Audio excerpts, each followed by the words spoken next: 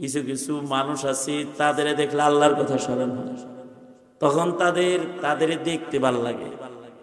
মাশুকার কাছে যেমন মাশুকার জিকির আলোচনা ভালো লাগে, একটা মোহাব্বত, একটা দরদ, ভালোবাসার টানের কারণে মাশুকের নাম তার কাছে পছন্দের, একটা পছন্দের নড়াচড়া তার দিলের ভেতরে হয়। যারা প্রকৃত মুমিন তাদের হালও ঠিক ওই রকম।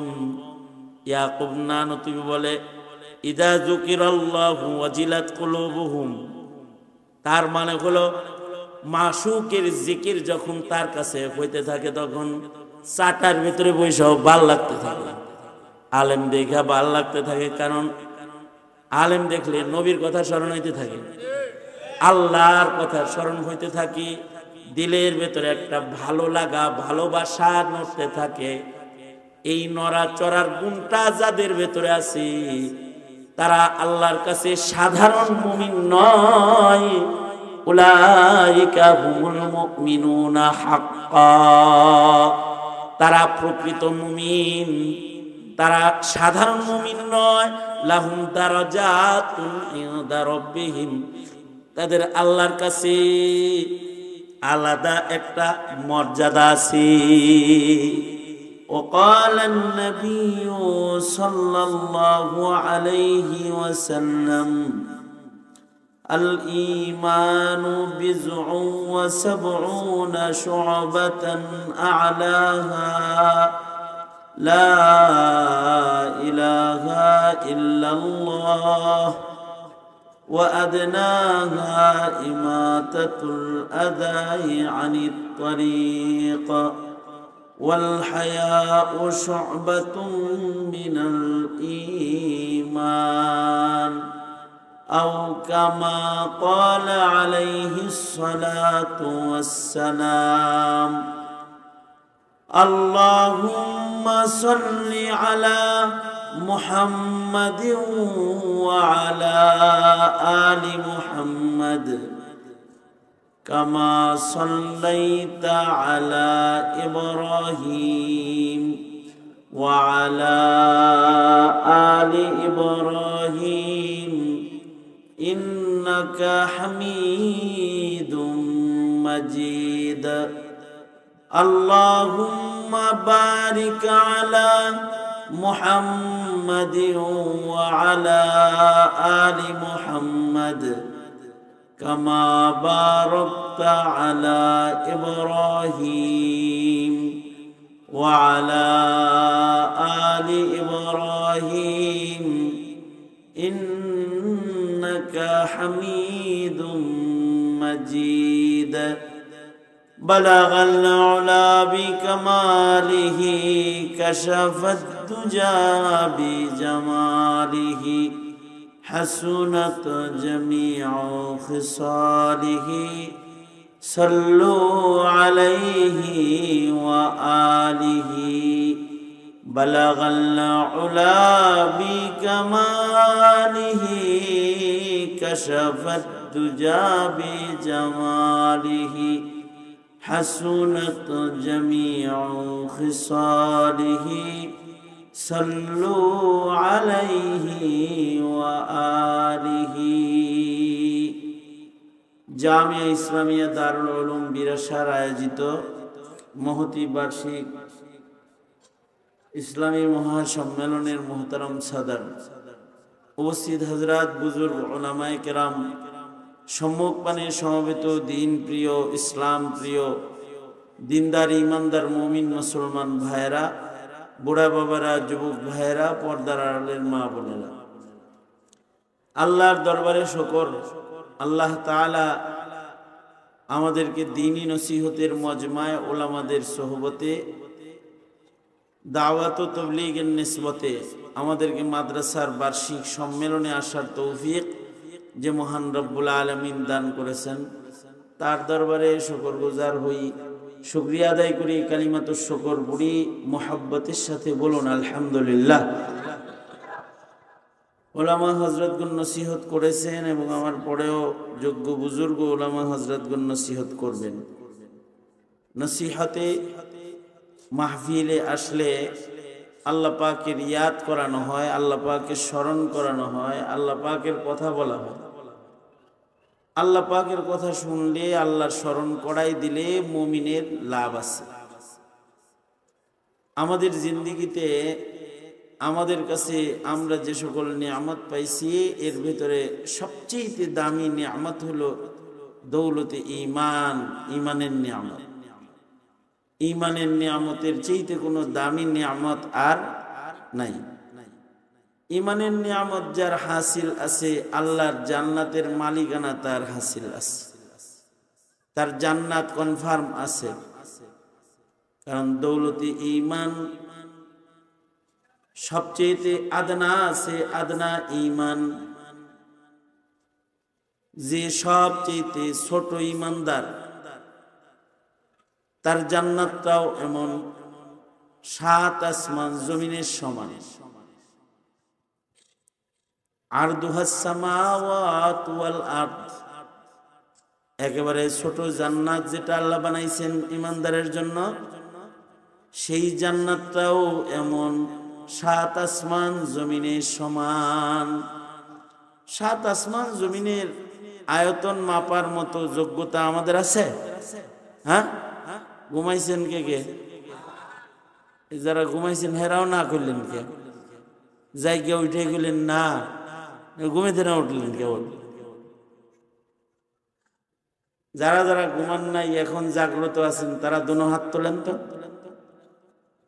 ঘুম ভাঙ্গেন, জীবনী ভাঙ্গেন। রাহেন বহেন বহেন, খালি তো এই কাকা কাকা খেয়ে গেছে, বসেন। এই শোনেন কাকা, তকবীরের লিগে রেডি করে লই, তারপরে দিলে দেখবেন যে আওয়াজটা ভালো হইতেছে। রেডি হয় নাই, কেউ অর্ধেক ঘুম। দুনো হাত উপরে তোলেন, ঘুম ভাঙেন, নাড়াচাড়া দেন, জবান খুলেন, আওয়াজ করেন, বলেন আল্লাহু আকবার। আরো আওয়াজ তো আছে আপনাদের, জমা রাখছেন কে? কোন সুবহানাল্লাহ আলহামদুলিল্লাহ লা ইলাহা ইল্লাল্লাহ আল্লাহু আকবার আল্লাহু আকবার আল্লাহু আকবার। এই যেমন জাগ্রত ছিলেন, এরকম একটু জাগ্রত থাকবেন। জাগ্রত থাকলে দেখবেন টাইম মতো সুবহানাল্লাহ আলহামদুলিল্লাহ বাইরেতে আছে। আর যদি জাগ্রত না থাকেন তাহলে দেখবেন সুখও নাই, দুঃখও নাই, শোকও নাই, তাপও নাই, কি যে হইতে আছে কিচ্ছু টের পাইবেন না। পরে এরকম করবেন খালি, ঠিক আছে? জাগনা থাকেন। কি বলতেছিলাম? দৌলতে ঈমান, এটা হলো আমাদের। এই বলেন তো, চোখ বড় নিয়ামত না ঈমান বড় নিয়ামত? কান বড় নিয়ামত না ঈমান বড় নিয়ামত? দুটা হাত বড় নিয়ামত নাকি ঈমান বড় নিয়ামত? তবে কি এটা ছোট নিয়ামত না? এগুলো অনেক বড়। এর একটা নিয়ামত যদি না হয় তাহলে দুঃখের সীমা আছে। হ্যাঁ, তবে এই দুঃখটা অস্থায়ী দুঃখ। যার ঈমান নাই তার যে দুঃখ, এটা হলো স্থায়ী দুঃখ। যার ঈমান নাই তার দুঃখটা কি? যার চোখ নাই তার দুঃখ অস্থায়ী, যার কান নাই তার দুঃখ অস্থায়ী, যার মুখ নাই, জবান নাই, তার দুঃখ অস্থায়ী, যার দুইটা পা নাই তার দুঃখ অস্থায়ী, যার দাঁত পড়ে গেছে হেরো দুঃখ, আড্ডি উড্ডি চাওয়াইতে পারে না আর কি। কিন্তু এই দুঃখ অস্থায়ী, স্থায়ী না, অস্থায়ী। যার সুস্থতা নাই তার দুঃখ অস্থায়ী, অস্থায়ী, অস্থায়ী। কিন্তু যার ঈমান নাই, বলেন বলেন, তার দুঃখ চিরস্থায়ী। কারণ ঈমান যদি কারোর না থাকে, দোজখে যাইব অল্প কিছুদিনের জন্য। হ্যাঁ, আর যার ঈমানটা আছে, ঈমানের দৌলত যার নসিব হয়েছে, এই ইমানদারের সবচেয়ে ছোট ইমানদারের জান্নাতের আয়তন আরদুহাস সামাওয়াতু ওয়াল আরদ, সাত আসমান জমিনের আয়তন যত বড়, ছোট মুমিনের ইমানদারের জান্নাতের আয়তন অত বড়। আমরা যে নবীর উম্মত, এই নবীর জন্য এত ছোট জান্নাত না, এই নবীর উম্মতের জন্য, এরা অন্য উম্মতের জন্য।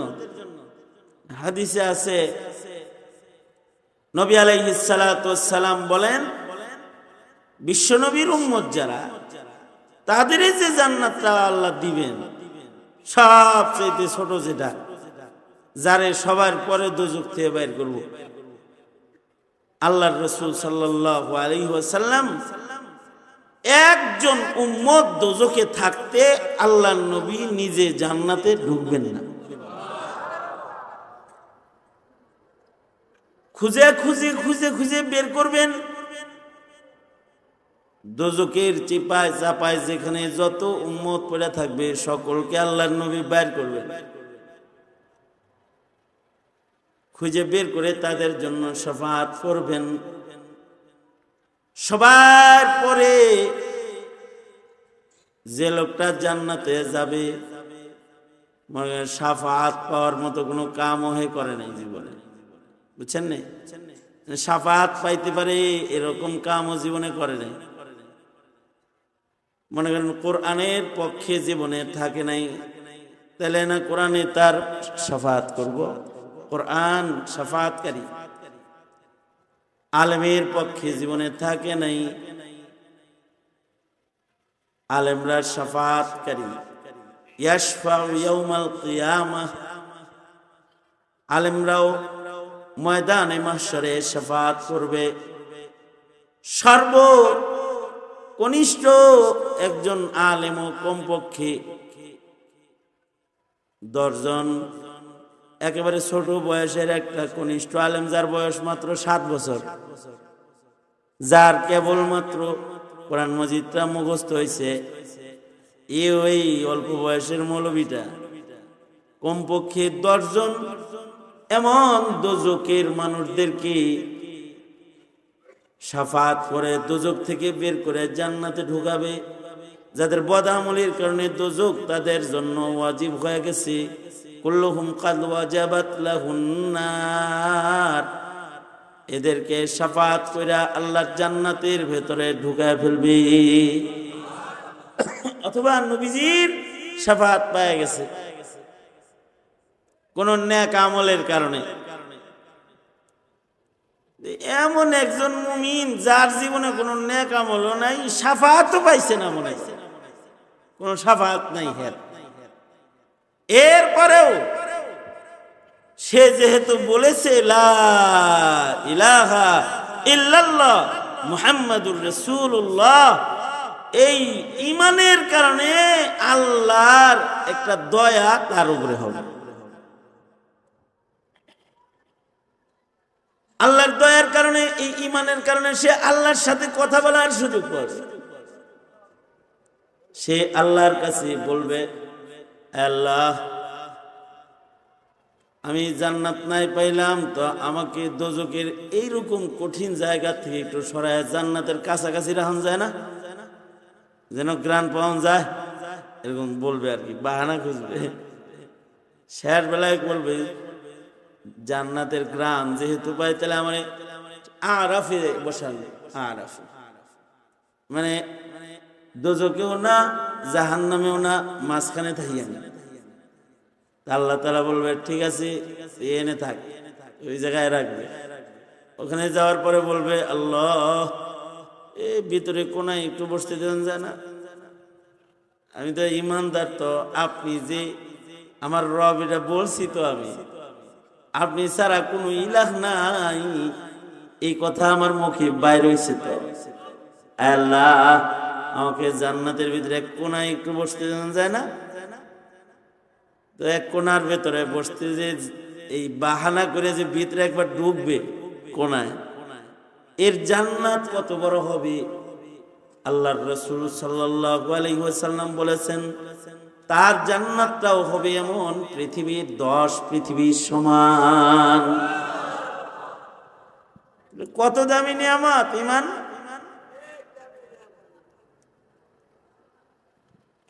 তবে যদি হাকিকি মুমিন কেউ হতে চায়, এই মুমিনের কিছু আলাদা সিফাত আবার কালামুল্লাহ বর্ণিত আছে।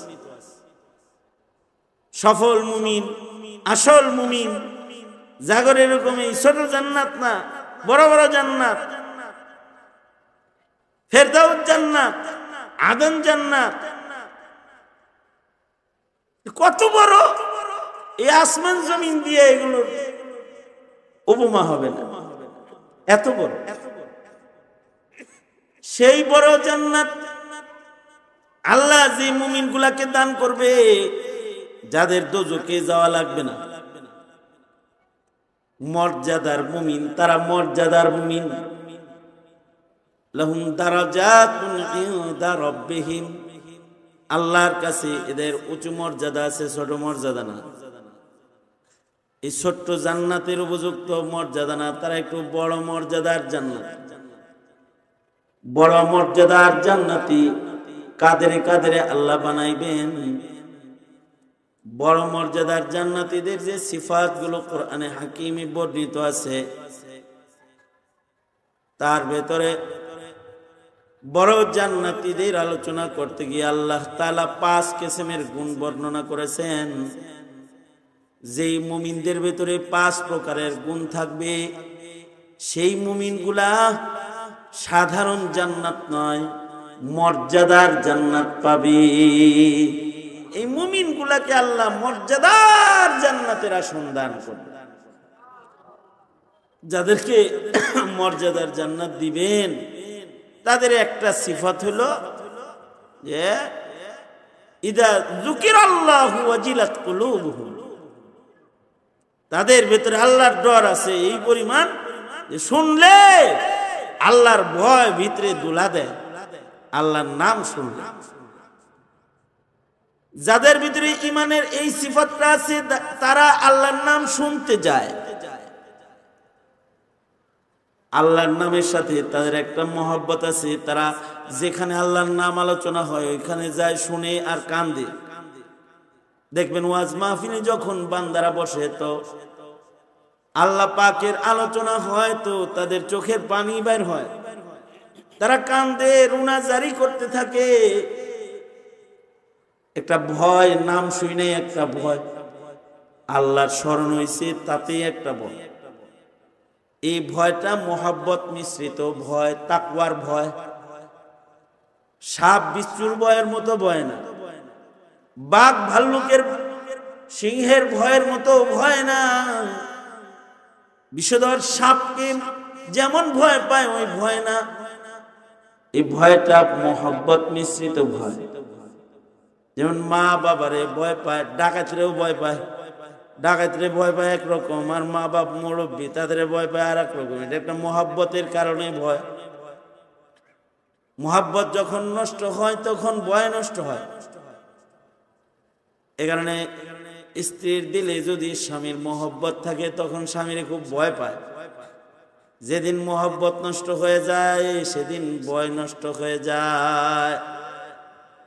এরকম আল্লাহর মহব্বত যার ভিতরে থাকে, তার ভেতরে আল্লাহ পাকের একটা ভয় জায়গা রয়, যে ভয়ের কারণে সে আল্লাহর কথা শুনলে মজা পায়, আল্লাহর কথা শুনে আর চোখের পানি গড়ায়। আল্লাহ পাকের সাথে তার মহব্বতের কারণে আল্লাহর নাম শুনলেই তার কলবের ভেতরে একটা নড়াচড়া হয়। আল্লাহর নাম শোনার সাথে সাথে তার কলবের ভেতরে একটা হরকত হয়, মহব্বতের হরকত, একটু ভালো লাগতে থাকে তার। এই যে ভালো লাগার ভয় যেটা, এই গুণটা যাদের ভেতরে ওয়াজ শোনার মানসিকতা আছে, তাদের ভেতরে ঈমানের এই সিফতটাও আছে। এই যে বসছেন, ডেইলি যাইতেছে, শীত মৌসুম না, যেখানে ওয়াজ শুনে ওখানেই যায় বয়ে থাকে, আল্লাহর নাম শুনে ভাল লাগে। ইয়াকুব নানতুবি রহমাতুল্লাহ আলাইহি হযরত ইয়াকুব নানতুবি রাহমাতুল্লাহি আলাইহি এটা বুঝাইতে যে এক আশিক মাসুকের কিচ্ছা বলছে, আশিক মাসুকের গল্প বলছে। দেখেন না, আল্লাহর নাম শুনতে দিছে, এর লেগে চাটাইতে বৈশাও ভাল লাগতেছে, চাটাইতে বৈশাও আল্লাহর নাম শুনতে ভাল লাগতেছে। এই মানুষগুলাকে যদি স্বর্ণের চেয়ারে বসায়া গান শুনতে পায় তাও শুনবো না। যাদের ভেতরে এই আল্লাহর ভয় আছে এরা শুনবো, স্বর্ণের চেয়ারে বসে শুনবেন। কিন্তু চাটাইতে বৈশা কার নাম শুনতেছে? হ্যাঁ কথা বলেন, জোরে বলেন, কার নাম শুনতেছে? এটা কিসের কারণে শুনতেছে? হ্যাঁ মাইকের আওয়াজ ভালো কর, জুত লাগতেছে না তোর মাইকে ওয়াজ করে, আলাপ সোজা। আল্লাহর ভয়, ভয়ের কারণে চাটাইতে বসে বসেও আল্লাহর নাম শুনতে ভালো লাগতেছে। কিন্তু এই মানুষগুলা কি যদি ড্যান্স দেখামো, ড্যান্স দেখামো, নাচ দেখামো, বিশ্বকাপের খেলা দেখামো, চল যাই সোনার চেয়ারে বসো, কবে যে যাবো না যাবো না, আবার বালির ভেতরে বসে শুনতেছে কার নাম? আওয়াজ করে বলেন কার নাম শুনতেছে? জোরে করে ওই মাওলারে ডাক দেন, দেখি সবাই বলেন ইয়া আল্লাহ, আরো জোরে বলেন ইয়া আল্লাহ, জবান খুলে ডাক দেন ইয়া আল্লাহ, ইয়া রহমান, ইয়া রহিম, ইয়া আল্লাহ, ইয়া আল্লাহ। ইয়া আল্লাহ পাকের নাম ডাকতে শুনতে চাটার উপরে বৈশাও যে একটা ভালো লাগা আছে ভাবটা, এই ভালো লাগাটা আল্লাহ পাকের মুহাব্বতের কারণে। প্রেমিকা যায় গোবরের পাশে বইছে, হ্যার কিন্তু নাকে গন্ধ আছে, তারপরেও লাগে জানি হ্যার নাকে খালি গোবর ও সেন্ট সেন্ট লাগে, হেও যায় হেনে বইছে। কিসের কারণে বসছে? মুহাব্বতের কারণে নিচু জায়গায় যায় বসছে। মুহাব্বতের মানুষকে দেখতে ভাল লাগে, মুহাব্বত মানুষের কথা শুনতে ভাল লাগে, মুহাব্বতের মানুষের নাম শুনলেও ভাল লাগে।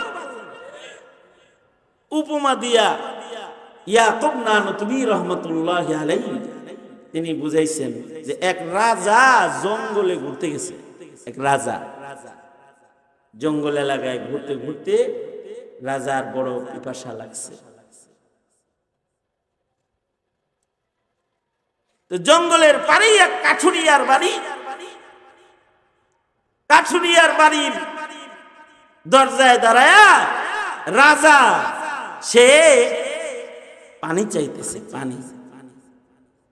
কে আসো, কে আসো, আমি এই রাজ্যের অমুক, আমি জঙ্গলে ঘুরতে আসছিলাম, আমার বড় পানির পিপাসা লাগছে, আমাকে এক গ্লাস পানি দাও।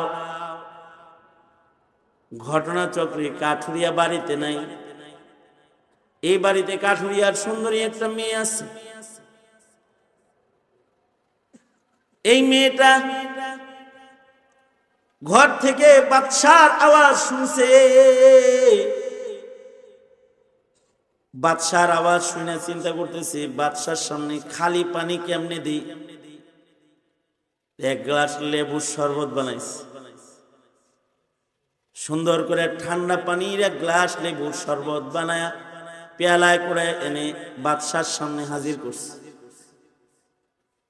বাদশাহ মেয়েটাকে দেখা আর তার খেদমত দেখা বাদশার পছন্দ হয়েছে।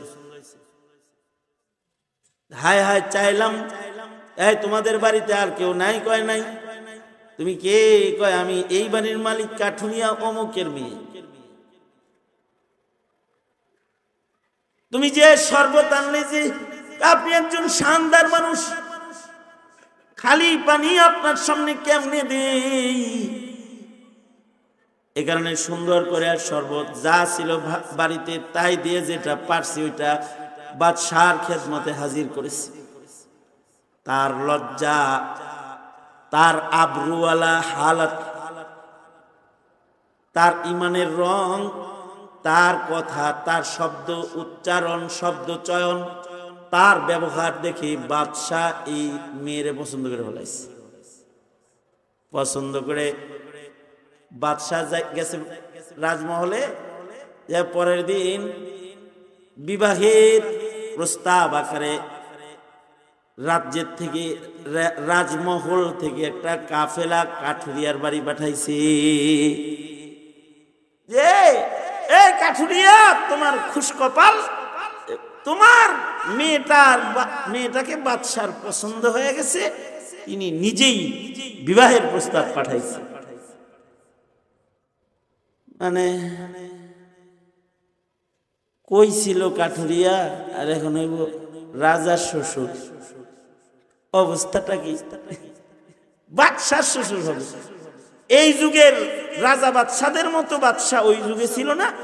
ওই যুগের রাজা বাদশারা নেককার ছিল, আবেদ ছিল, দিনদার ছিল, তাদের মুখের কথার মূল্য ছিল, তাদের দিনদারির মূল্য ছিল। রাজা তো খুশি হয়ে গেছে, কাঠুরিয়া তো প্রস্তাব পায় খুশি হয়ে গেছে। যাক, আল্লাহ দিয়েছিল খান মায়া, মায়া দিয়ে ভালো ইজ্জত কামাইলাম। বাদশার শ্বশুর, বাদশাহ আমার এখন আব্বা ডাকবো, খুব খুশি হয়েছে। মেয়েকে বলেছে, দেখো মেয়ে, আমি তোমার ওলি, আমার খুশি তোমার খুশি, তোমার জন্য আমি এই বিবাহের প্রস্তাবকে গ্রহণ করে নিতেছি। পিতা উকিল, মেয়ের উকিল, আমি তোমাকে বিয়ে দিই, অমুক জায়গায় বিয়ে দেব, আমি কবুল করতেছি এই প্রস্তাব। ভদ্র মেয়ে, দিনদার মেয়ে, বাপের কথা শুনে রাজি হয়ে গেছে।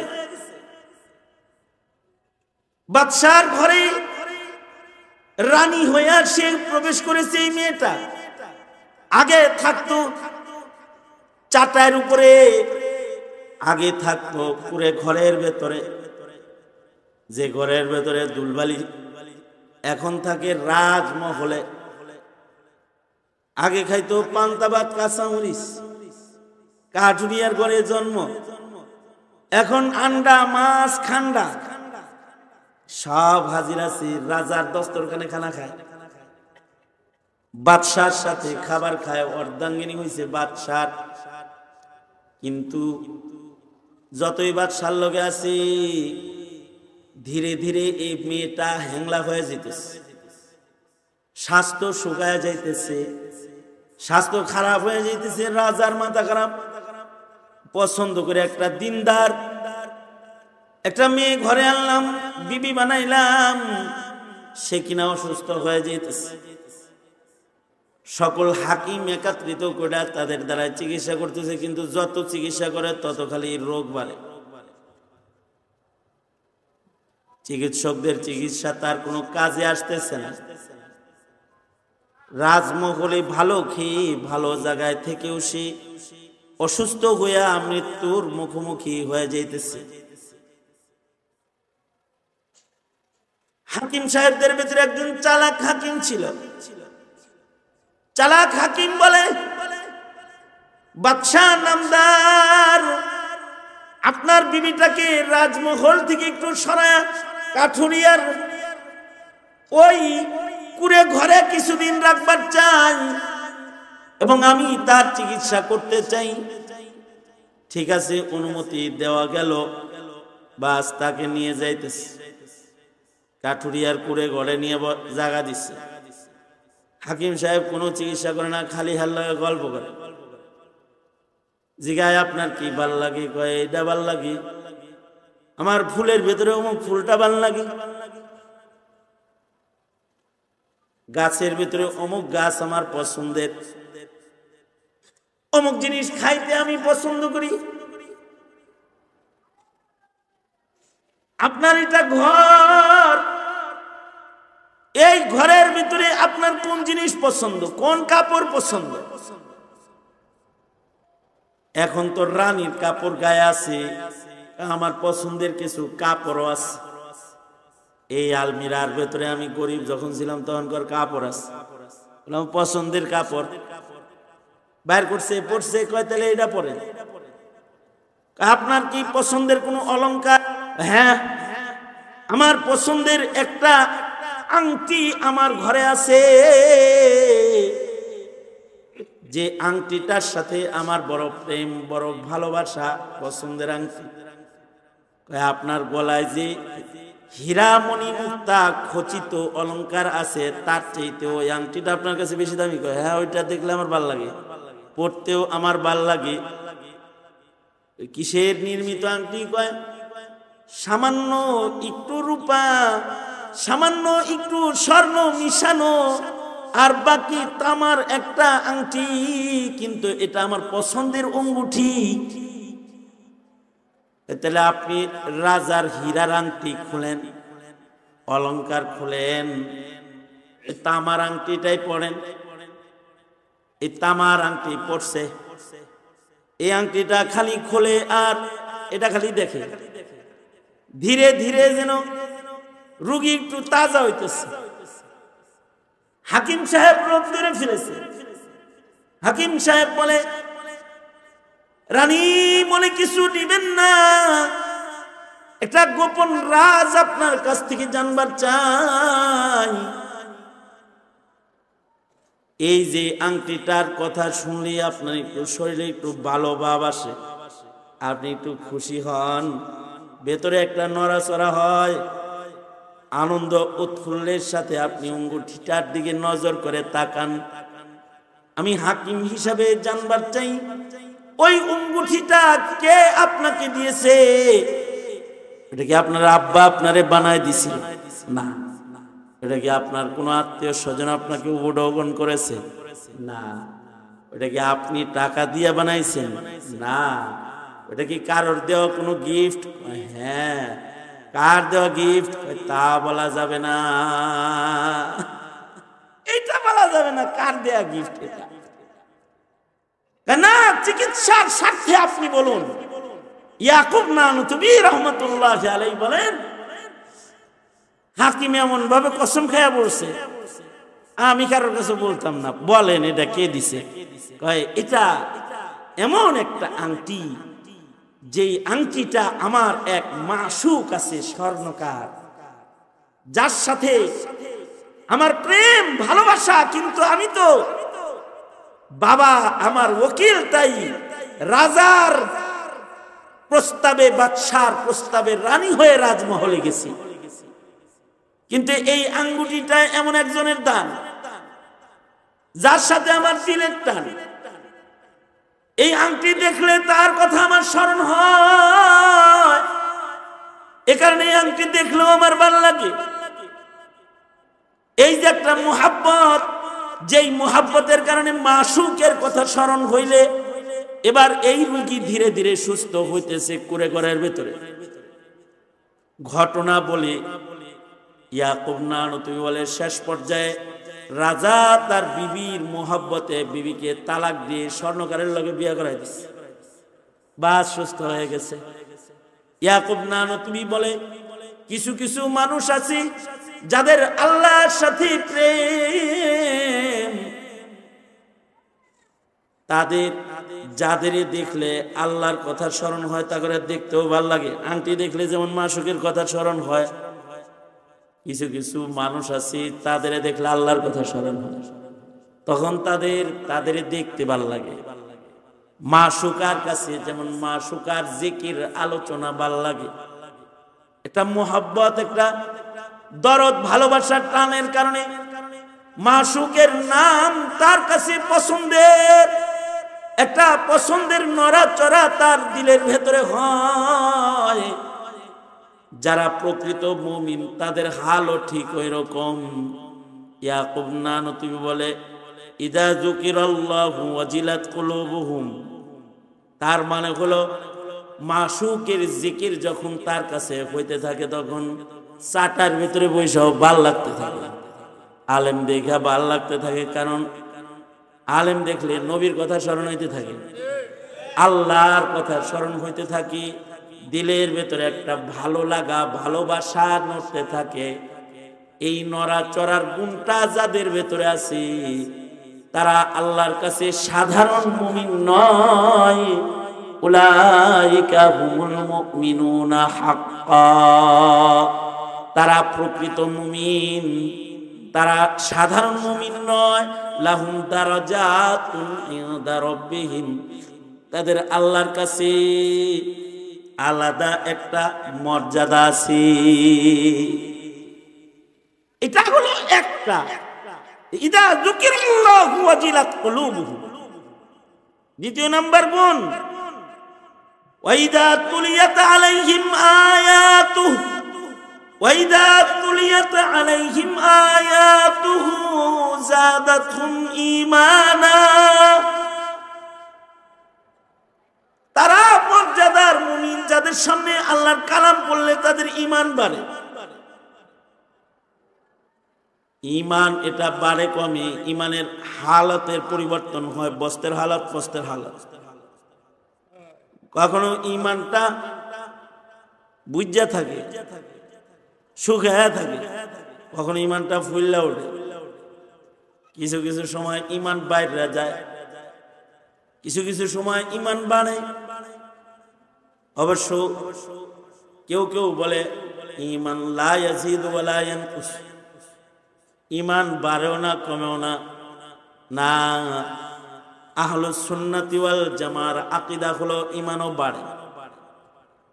যেমন কোরআন শুনলে ঈমান বাড়ে, ওয়াজ শুনলে ঈমান বাড়ে, আল্লাহওয়ালাদের সোহবত নিলে ঈমান বাড়ে, জিকির করলে ঈমান বাড়ে, নামাজ পড়লে ঈমান বাড়ে। বেনামাজির ঈমান আর নামাজির ঈমান একরকম না।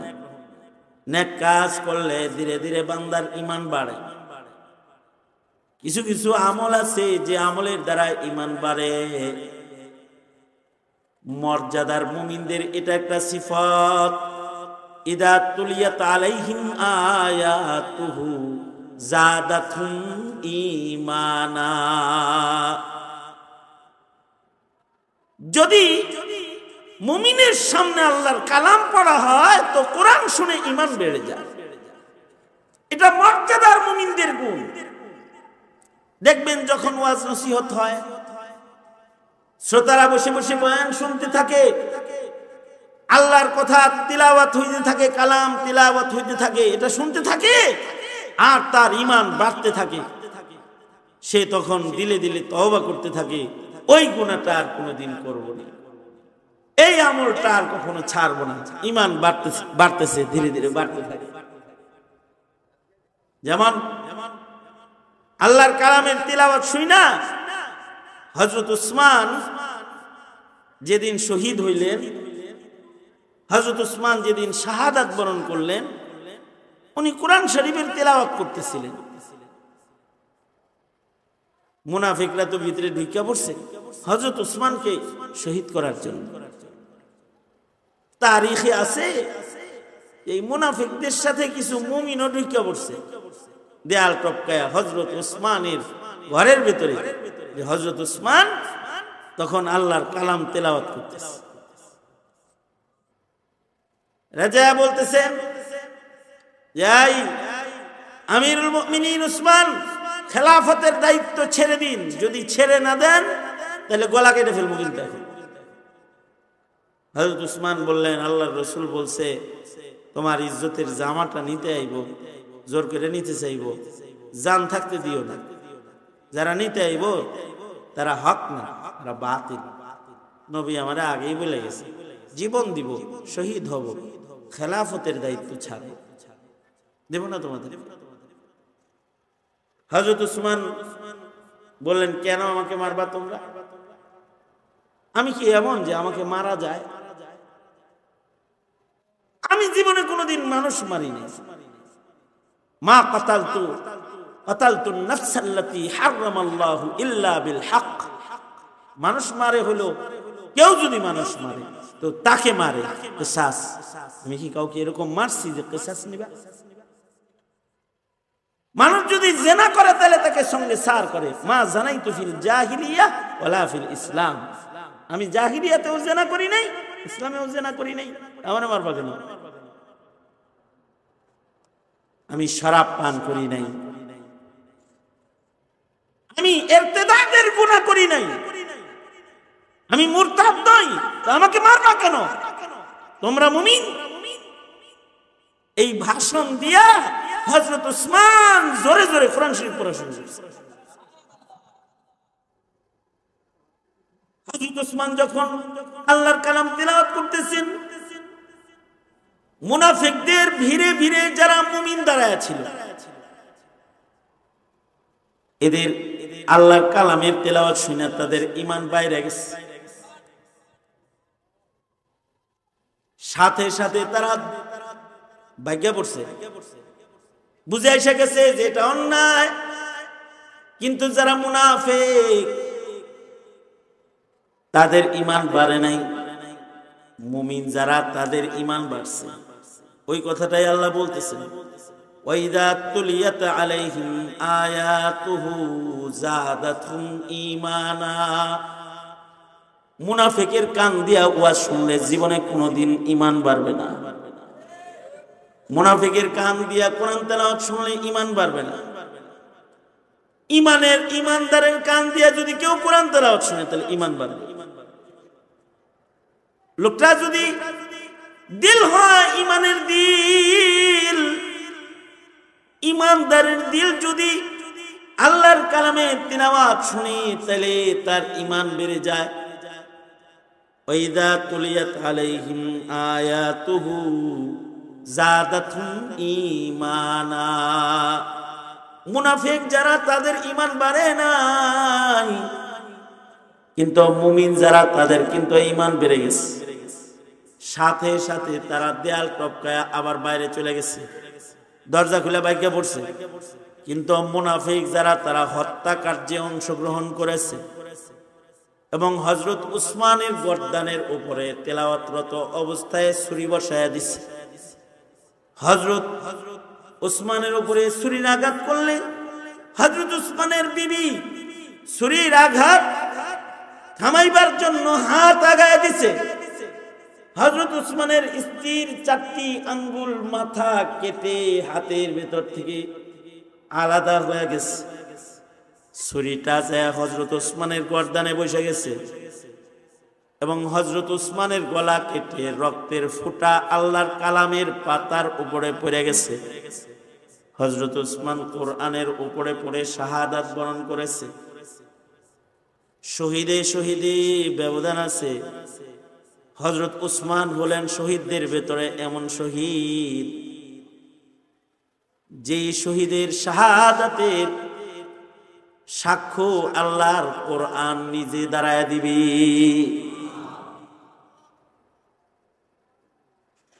আল্লাহর কালাম সাক্ষী দিবে। কিছু কিছু শহীদের শাহাদাতের সাক্ষী দিবে তার রক্ত মাখা কাপড়। এই কারণে যারা শহীদ হয় তাদেরকে বিনা গোসল কবর দেওয়া হয়। কেন? 1 নাম্বার, শহীদরা তো মরেই নেই, জীবিত। 2 নাম্বার, তাদের গায়ের এই খুন রক্ত এগুলো ময়দানে মাহশারে মিশকে আম্বরের ঘ্রাণ ছড়াবে। যারা শহীদ হয়েছে, শহীদ যারা শহীদ দ্বীনের জন্য, ইসলামের জন্য, কোরআনের জন্য, আল্লাহর জন্য, আলায়ে কালিমাতুল্লাহর জন্য, নবীর জন্য, নবীর প্রেমে শাহাদাত বরণ করেছে, তারা রক্ত মাখা অবস্থায় আল্লাহর আদালতে দাঁড়াবে এবং তাদের রক্তের থেকে মিশকে আম্বরের ঘ্রাণ ময়দানে মাহশারকে সুঘ্রাণ বানায় ফেলবে। যেহেতু তাদের রক্তগুলো দামি, তাই এই রক্ত দহনের দরকার নাই। এই রক্ত শুদ্ধ কবরে নামায়া দাও, ময়দানে মাহশারে রক্ত শুদ্ধ দাঁড়াবে।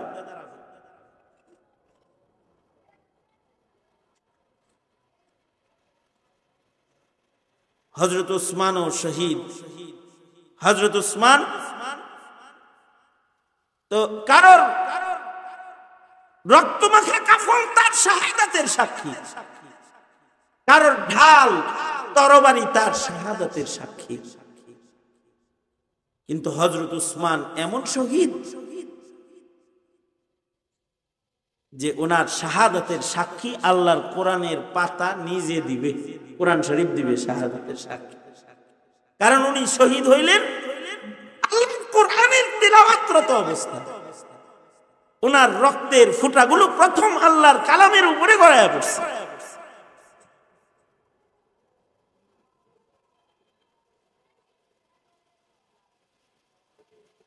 আল্লাহর কালামের শাফাত আর সাক্ষী ময়দানে মাহশারে উসমানের নসিব হবে, এটা শহীদ উসমানের আলাদা সিফাত। ওই কথা বলা মাকসাদ না আমার মাকসাদ হলো যে হযরত উসমান যে তিলাওয়াত করলেন, হযরত উসমানের তিলাওয়াত শুই না কিন্তু ঈমানদারের ঈমান ঠিকই বাড়ছে। মুনাফিক যারা তাদের ঈমান বাড়ে। ওয়াজ শুই না সবাই নামাজি হয় না, ওয়াজ শুই না সবাই দাঁড়িয়ে রাখে না, ওয়াজ শোনার পরে সবাই পর্দা শুরু করে না, ওয়াজ শোনার পরে সবাই গুনাহ ছেড়ে দেয় না। তবে কিছু মানুষ কোরআনের ওয়াজ শোনার পরে জেনা ছেড়ে দেয়, পাপাচার ছেড়ে দেয়, দাড়ি কাটা ছেড়ে দেয়, মিথ্যা কথা বলা ছেড়ে দেয়, বেপরদা চলা ছেড়ে দেয়। কারণ তারা যে ওয়াজ শুনছে, কোরআন শুনছে, ইমানের কান দিয়ে শুনছে। এ কারণে তাদের যাদাতহুম ঈমানা, ওই উসমানের তিলাওয়াত শুনে যেমন মুমিনের ঈমান বাড়ছে, ওয়াজ শুনে এই মুমিনের ঈমান বাড়ছে, কারণ তারা ঈমান নিয়ে শুনছে। কিন্তু ওয়াজ শোনার পরে অনেকে আছে তারা সারা জনম বয়ান শুনে কিন্তু তাদের পরিবর্তন ঘটে না। এরা আসলে ঈমানের কান দিয়ে শুনে না। এ কারণে ওয়াজ নসিহতের মাধ্যমে তাদের কবিরা গুনাহ বন্ধ হয় না, তাদের ওয়াজও চলতে থাকে, তাদের কবিরা গুনাহ ধারাও অব্যাহত। এ কারণে নসিহত শ্রবণকারী যারা, তাদেরকে বলবো যখনই কোরআন শুনবেন, যখনই কোরআনের নসিহত শুনবেন, এই শ্রবণ করাটা হবে ঈমানের কান দিয়ে। ইনশাআল্লাহ বলেন, আওয়াজ করে বলেন ইনশাআল্লাহ, জোরে করে বলেন ইনশাআল্লাহ, দিলের কান দিয়া। তাহলে কি হবে? ঈমান বাড়বে। এটা সফল মুমিনের একটা গুণ, মর্যাদার মুমিন যারা, তাদের একটা গুণ, কোরআন শুনলে তাদের ঈমান বেড়ে যায়। ওয়া আলা রাব্বিহিম ইয়াতাওয়াক্কালুন, তারা আল্লাহর উপরে তাওয়াক্কুলকারী হয়। মুতাওয়াক্কিল কাকে বলে? আল্লাহর উপরে কামেল ভরসাকারী। তবে তাওয়াক্কুলটা হইতে হয় আসবাব সহকারে। আসবাব ছাড়া তাওয়াক্কুল করলে হয় না। মুতাওয়াক্কিল হলো সে যে আল্লাহ পাকের নির্দেশ মানে, আবার নাজাতের জন্য আল্লাহর উপরে ভরসাও রাখে, মেহনতও করে, ভরসাও রাখে, নামাজও পড়ে, জান্নাতের ভরসাও রাখে, দোকানদারিও করে, লাভের আশাও রাখে, আবার আল্লাহর উপরে ভরসাও রাখে। দিলের ভিতরে এটা তার হাজির আছে যে আমার এই দোকানদারি আমাকে খাওয়াবে না যদি আল্লাহ না খাওয়ায়। এলো মুতাওয়াক্কিল, মানে মেহনত করবে, আবার আল্লাহর উপরে ভরসাও রাখবে। কিছু কিছু মানুষ আছে আল্লাহর উপরে এমন তাওয়াক্কুল করে বয়ে রয়েছে যে আল্লাহ আমারে জান্নাত দিব না, কারে দিব? আমি মুতাওয়াক্কিল কামেল, নামাজও পড়ে না, রোজাও রাখে না, সাদকা খায়রাত নাই, নেক কাজের ধারে কাছে নাই, তাওয়াক্কুল কামেল আল্লাহর উপরে কইরা বসে রইছে যে আল্লাহ আমাকে অবশ্যই জান্নাত দিবে। এইটা তাওয়াক্কুল না, এটা অন্য কিছু হয়ে গেল। তাওয়াক্কুল হলো চেষ্টা করবে, ভরসাও রাখবে। চেষ্টা করবে কেন? দুনিয়াতে আল্লাহ চেষ্টা করার জন্য পাঠাইছে, সেজন্য। ভরসা রাখবে কেন? আল্লাহর উপরে ঈমান আছে সেজন্য। আল্লাহ বিশ্বাসী মুমিন সেজন্য, মুশরিক না। আল্লাহ বিশ্বাসী মুমিন এজন্য ভরসা রাখবে। ওয়া আলা রাব্বিহিম ইয়াতাওয়াক্কালুন, তাওয়াক্কুলের সিফাত থাকতে হবে। 4 নাম্বার আরেকটা গুণ হলো আলহামদুলিল্লাহ বলেন, আরো আস্তে করে কোন আলহামদুলিল্লাহ। ইল্লেগে আলহামদুলিল্লাহ বলতে বুঝি জানেন? হরনের আওয়াজ শুনছি। হরনের আওয়াজ মানে হলো কেফায়েতুল্লাহ আজহারী সাহেব আইসা পড়ছে, বুঝছেন? আমার ছুটির টাইম হয়ে গেছে, আমার চলবো না, এই মাইকে আমিও কথা কমো না, শেষ। শোনেন,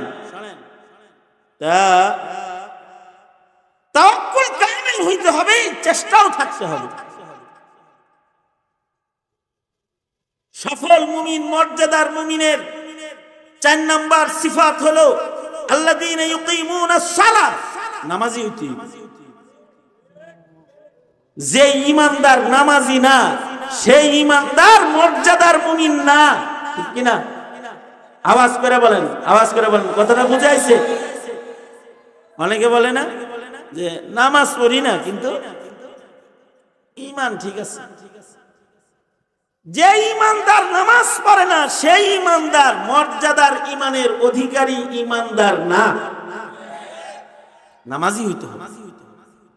তোমরা যারা ওয়াজ শোনো, যুবক গ্রুপ অফ ইন্ডাস্ট্রিজ লিমিটেড, কিন্তু নামাজ পড়ো না, এরকম যারা আছো, ওয়াজ কাজা হয় না কিন্তু নামাজ পড়ো না, ভালো হয়ে যাও, ভালো হইতে পয়সা লাগে না।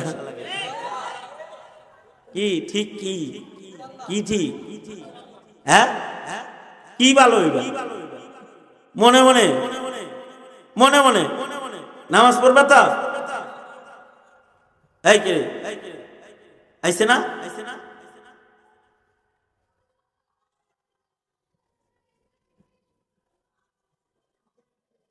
আয়া বলেন হুজুর।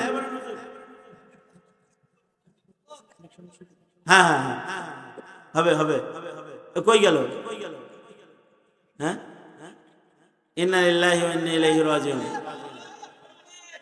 এই আজহারী সাহেব নিয়ে আসেন, এদিকে আয়া বলেন হুজুর।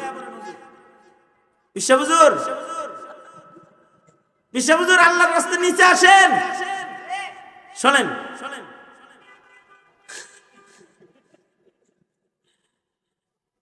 আবার দুনিয়া তুলতে তুলেন, আপনার অন্য দিকে গেছেন, সোজা করেন।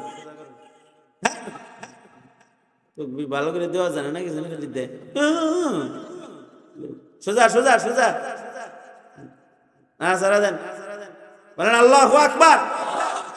জোরে বলেন, আমি আসতে বলবো, আপনারা জোরে বলবেন, আরো জোরে, আরো জোরে, আরো জোরে। ভরসা রাখবো কার উপরে? নামাজ বাদ দিয়ে না নামাজ শুদ্ধা? হ্যাঁ, আল্লাহর উপরে ভরসা রেখে আল্লাহ জান্নাত দিব না, নামাজ পড়তে হবে। যে ইচ্ছে করে নামাজ পড়ে না, সে কুফরি করতেছে, কুফরির কাজে ব্যস্ত আছে। নামাজ ছেড়ে দেয়, তার মানে কুফরিতে ব্যস্ত। নামাজ পড়বে, এই জন্যে ময়দানে মাহশরে সবার আগে আল্লাহ তাআলা নামাজের হিসাব নিবে। আউয়ালু মা ইউহাসাবু বিহিল আবদু ইয়াউমাল কিয়ামাতিস সালাত। নামাজ পড়বো এজন্যে, as-সালাতু ইমাদুদ্দিন। নামাজ হলো দিনদারির খুঁটি। ইমানদারি আর দিনদারি আর ইসলামের খুঁটি। ইমাদুদ্দিন, দিনের খুঁটি। খুঁটি ছাড়া দিনদারির ঘর, ইমানদারির ঘর দাঁড়ায় না। ইসলামের এমন একটা স্তম্ভ নামাজ, যা ছাড়া ইসলাম স্তম্ভ দাঁড়ায় না। নামাজ হলো মিফতাহুল জান্নাহ, জান্নাতের তালার চাবি। এজন্য নামাজ পড়বো। নামাজ হলো মিরাজুল মুমিনিন। মাঝে মাঝে পড়লে হবে না। নামাজের যত প্রকার আছে সব নামাজের সাথে সম্পর্ক করা। সালাতুত তাসবিহ পর্যন্ত যত নামাজ আছে, আল্লাহর রাসূল যত নামাজ পড়েছেন, ফজর, যোহর, আসর, মাগরিব তো আছে, তাহাজ্জুদ আছে, ইশরাক আছে, আওয়াবিন আছে, চাশত আছে, যত নফল আছে, কুসুফ খুসুফ আছে, দুখুলুল মসজিদ আছে, তাহিয়াতুল ওযু আছে, হাজতের নামাজ আছে, শকরের নামাজ আছে, সফরের নামাজ আছে। যত প্রকারের নামাজ শরীয়তে ইসলামের জায়গা পেয়েছে, আল্লাহর রাসূল যত প্রকারের নামাজ, যে নামাজ যেভাবে পড়ে দেখাইছেন সেই নামাজ সেইভাবে পড়ার আদত রাখতে হবে। নামাজকে নিজের জিন্দেগিতে বাস্তবায়ন করতে হবে। কেউ যদি নামাজি মুমিন হয় তাহলে আল্লাহ পাক বলেছেন, ইন্নাস সালাতা তানহা আনিল ফাহশাই ওয়াল মুনকার। নামাজি ব্যক্তির নামাজ তাকে সকল প্রকারের গুনাহ থেকে হেফাজতে রাখবে। সগীরা কবিরা মুনকার ফাহেশা সব গুনাহ থেকে নামাজ একজন মুমিন বান্দাকে হেফাজত করে। তাইলে মুমিন যদি মর্যাদার মুমিন হতে চায়, নামাজ পয়রা না সাইরা? আওয়াজ করে বলেন, পয়রা না সাইরা? আজ থেকে আর নামাজ কাজা করব না ইনশাআল্লাহ। কারা কারা? এই অনেকে হাত তুলতেছে আর চিন্তা করতেছে আজকে কমু, পরে যদি আর না পড়ি পড়াটা কি ঠিক হইব এরকম। তারপর আবার চিন্তা, যদি না তুলি তাহলে কবু দেখছিস কিরকম খবিসের খবিস, এই ডরের চোটে তুলছে। সোজা করেন, সোজা করেন। এবার নিয়ত পাল্টান। লোক দেখানোর জন্য তুলছেন, হুদাই ধোঁকা দেওয়ার জন্য? দিল থেকে, দিল থেকে, ঠিক না? বলেন ইয়া আল্লাহ ওয়াদা করিতেছি 5 ওয়াক্ত নামাজ ইহতিমামের সাথে আদায় করিব। চিল্লা এখন ইনশাআল্লাহ। আর একটা ওয়াজ হাত উপরে তুইলা শুনেন। 5 নাম্বার মুমিনের গুণ হলো আল্লাহর দেয়া মাল থেকে খরচ করিব। এটা কিসের গুণ? মর্যাদার মুমিনের গুণ। কি করা? আল্লাহর জন্য খরচ করা।